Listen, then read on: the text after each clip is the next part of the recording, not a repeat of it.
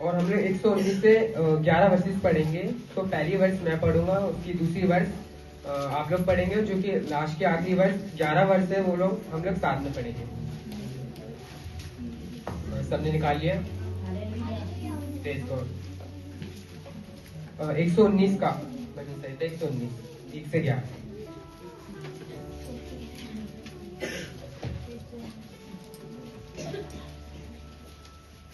निकालिए तो हम पढ़ना शुरू करेंगे। क्या ही धन्य है वे जो चाल के खरे हैं और यहोवा की व्यवस्था पर चलते हैं। क्या ही धन्य है वे जो उसकी चितौनियों को मानते हैं और उन मंजिलों से पास आते हैं। फिर वे कुटिलता का काम नहीं करते, वे उसके मार्गों में चलते हैं। भला होता कि तेरी विधियों को मानने के लिए मेरी चाल चलन दृढ़ हो जाए।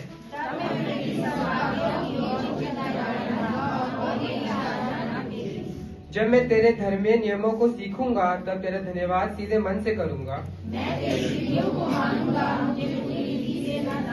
जवान अपनी चाल को किस उपाय से शुद्ध करे, तेरे वचन के अनुसार सावधान रहने से।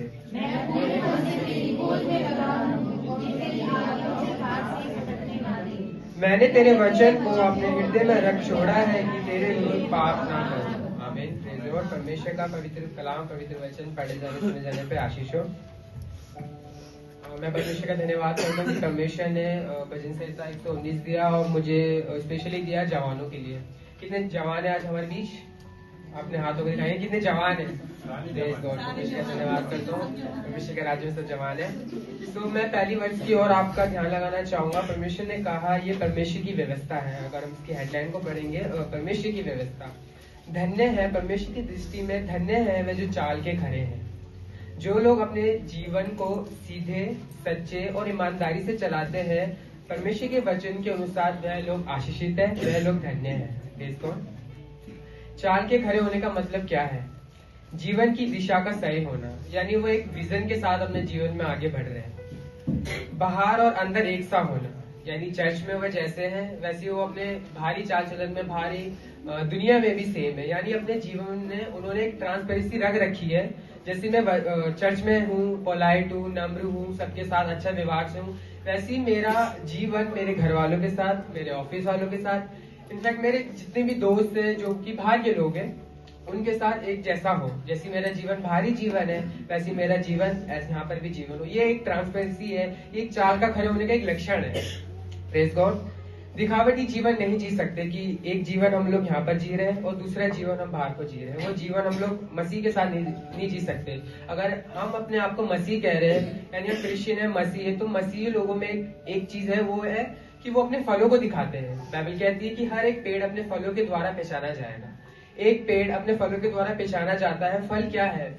फल है प्रेम है, आनंद है, शांति है, जो कि एक सामने वाले पर्सन में दिखती है।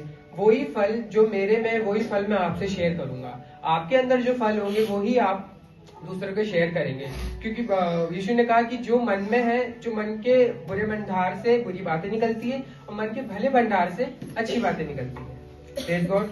और वर्ष 2 की ओर ध्यान लगाएंगे। क्या लिखा है? क्या ही धन्य है वे जो उसकी चुनौतियों को मानते हैं। हालेलुया। क्या है परमेश्वर की चुनौतियां? प्रभु की गवाही, आदेश, चेतावनियां, शिक्षाएं, और जो मानते हैं, खोजते हैं परमेश्वर को, बाइबल कहती है वो सचमुच धन्य है। Praise God. वर्ष 3 में आपका ध्यान लगाऊंगा। वर्ष 3 में लिखा है फिर वह को मैंने अंडरलाइन किया है। फिर वह, यानी जो परमेश्वर की गवाही को शेयर करते हैं, परमेश्वर की चेतावनियों को मानते हैं, उसकी शिक्षाओं को मानते हैं, उसकी खरी शिक्षाओं पे चलते हैं, बाइबल कहती है फिर वह, यानी फिर वह पापपूर्ण काम नहीं करते, जानबूझकर पाप नहीं करते, जो कि पाशा जी ने हमें पिछले रविवार में सिखाया कि रिपेंट योर डेलिब्रेट सिन। जानबूझकर किए गए पापों से अब तौबा करने का समय आ चुका है, अपने मनों को फिराने का समय आ चुका है। जो लोग परमेश्वर की खरी चाल में चलते हैं, वह जानबूझकर पाप नहीं करते, वह चीटिंग नहीं करते, वो भेदभाव नहीं करते, वो चुगली नहीं करते, वो धोखा नहीं देते, वो बेईमानी नहीं करते। ये मसीह लोगों के लक्षण है, क्योंकि हर एक मसीह भाई बहन में पाए जाते हैं। Praise God. परमेश्वर के सच्चे लोग जानबूझकर गलत काम नहीं करते, बल्कि उसकी राहों पर चलते हैं, परमेश्वर के मार्गों पर चलते हैं। हालेलुया। वर्ष 4 में लिखा है, वर्ष 4 में तूने अपने उपदेश इसलिए दिए हैं कि वे यत्न से माने जाए। हालेलुया। मैंने एक अलग ट्रांसलेशन में ये कहा है, प्रभु तूने अपने आदेश प्रदान किए हैं कि उत्साह पूर्वक उनका पालन किया जाए। परमेश्वर की आज्ञाओं को मानना ना कि बोझ के साथ। यूहन्ना लिखता है कि परमेश्वर की आज्ञाओं को मानना कठिन नहीं है। Praise God. यूहन्ना लिखता है कि परमेश्वर की आज्ञाओं को मानना कठिन नहीं है, परमेश्वर की आज्ञाओं को मानना एक बोझ नहीं है। इसलिए ट्रांसलेशन में लिखा है कि परमेश्वर की आज्ञा का पालन एक उत्साह पूर्वक करो, एक आनंद के साथ करो, एक खुशी के साथ करो। ये मत करो कि परमेश्वर आपने आज्ञा दी थी, ओ शिट अब मुझे करना पड़ेगा, पापा ने या मम्मी ने मुझे बोला घर का काम करना है तो मैं एक बोझ के साथ उसको कर रहा हूँ। नहीं, परमेश्वर की आज्ञा को मानना एक उत्साह पूर्वक है। Praise God. परमेश्वर चाहते हैं कि हम उनके वचन को मजबूरी से नहीं बल्कि मन से माने। Praise God. यूहन्ना जिस प्रकार कहता है कि प्रभु की आज्ञा मानना बोझ नहीं है, इंग्लिश में लिखा है the Lord commandment is not a burden. Praise God. परमेश्वर की आज्ञा को मानना एक बोझ नहीं है। Praise God.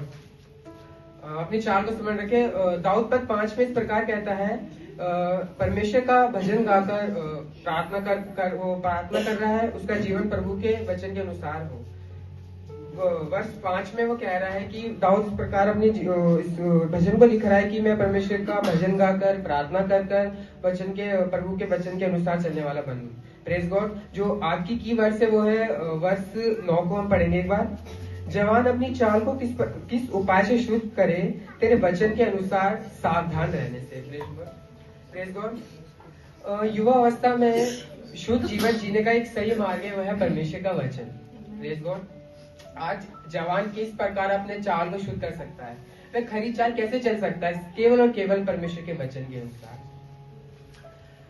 वर्ष 11 में लिखा है कि मैंने तेरे वचन को अपने हृदय में रख छोड़ा है कि तेरे विरुद्ध पाप ना करूं। दाऊद कह रहा है कि मैंने प्रभु आपके वचन को रखा हुआ है कि अगर मैं कोई गलती करने वाला भी होऊंगा, अगर मैं कुछ गलत काम भी करना होगा, तेरा वचन मुझे समझ दिलाएगा कि मुझको ये पाप नहीं करना। अगर मैं गुस्सा कर रहा हूँ तो प्रभु तेरा वचन मुझे समझ कराएगा। अगर मैं गलत काम कर रहा हूँ तो तेरा वचन मुझे समझ दिलाएगा। अगर मैं किसी का अनादर कर रहा हूँ तब तेरा वचन मुझे समझ दिलाएगा कि नहीं, मुझे किसी का अनादर नहीं, किसी का आदर करना है। अगर मैं किसी के साथ धोखा करूंगा तो परमेश्वर का वचन मुझे समझ दिलाएगा कि मुझे उसके साथ धोखा नहीं करना। अगर मैं किसी के साथ गलत चाल चल रहा हूँ, बेईमानी कर रहा हूँ, धोखा दे रहा हूँ, चीटिंग कर रहा हूँ, लेकिन परमेश्वर का वचन मुझे समझ दिलाता कि मुझे ये नहीं करना है। मैं अपने मन के अनुसार नहीं चलूंगा, लेकिन प्रभु तेरे वचन के अनुसार चलूंगा। इसलिए मैं अपने मन को मार रहा है और परमेश्वर के वचन को अपने मन में रख रहा है कि प्रभु तेरे वचन को मैंने अपने हृदय में रख छोड़ा है कि तेरे विरुद्ध पाप ना करूं। मनुष्य के विरुद्ध नहीं, बाइबल कह रही है वो मनुष्य के विरुद्ध नहीं, तेरे विरुद्ध पाप ना करूं।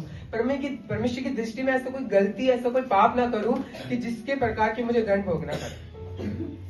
वचन आपको शुद्ध करता है, आपकी चाल को खरा बनाता है। Praise God. पहला तीमुथियुस 4:12 में लिखा है कि कोई तेरी जवानी को तुच्छ न जानने पाए। मैं सारी जवानों को उत्साह करूंगा कि कोई आपकी जवानी को तुच्छ न जानने पाए। आपका चाल चलन परमेश्वर की दृष्टि में एक ईमानदारी, वफादारी का जीवन होने वाला हो। Praise God. पहले तीमुथियुस 4:12 में लिखा है कि कोई तेरी जवानी को तुच्छ न समझे, परंतु वचन और चाल चलन। पहले वचन आ रहा है। Praise God. वचन और चाल चलन। पहले परमेश्वर के वचन को अपने हृदय में रख छोड़े, तब आपका चाल चलन भी परमेश्वर का अकॉर्डिंग चलता रहेगा, उसके मार्गों में चलने वाला हो जाएगा। Praise God. याद रखना, जो बाइबल बताती है, तीमुथियुस में लिखा है कि बचपन से पवित्र शास्त्र तेरा जाना हुआ हो। Praise God. यानी जो भाई बहन आज अपने जीवनों में, अपने बचपन के समय में जिन्होंने वचन को बोया है, वे जवानी में काटेंगे, और जो जवानी में बो रहे हैं वो आने वाले समय में काटेंगे। Praise God. हालेलुया। परमेश्वर का धन्यवाद करता हूँ इस धन्य वचन के लिए कि परमेश्वर ने कलाम के द्वारा आप सभी से बातचीत करी। सारी महिमा परमेश्वर को मिले। Thank you.